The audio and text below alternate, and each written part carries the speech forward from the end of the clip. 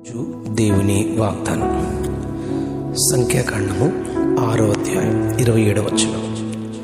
నా నామమును ఉచ్చరించుట వలన నేను వారిని ఆశీర్వదించెదను.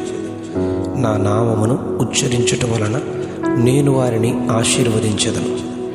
దేవుడైన యెహోవా మోషేతో ఇశ్రాయేలును దీవించవలసిన విధానమును తెలియజేస్తూ యాజకుడైన అహరోనుతోనూ అతని కుమారులతోనూ ఆయన చెప్పిన మాటలు అక్కడ ఇలా రాయబడింది.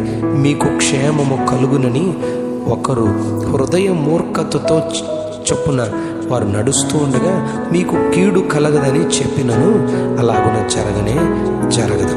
నీవు దీవించినప్పుడు పొందే అర్హత, ఆయన ఆశీర్వాదమును తీసుకునే హృదయము, ఆ సిద్ధపాటు కలిగి ఉన్నప్పుడే నీవు పలికే దీవెన వారు స్వతంత్రించుకుంటారు.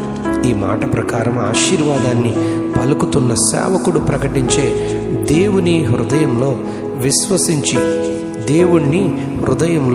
విశ్వసించి పొందుకుందుముగా. Amen, amen, amen.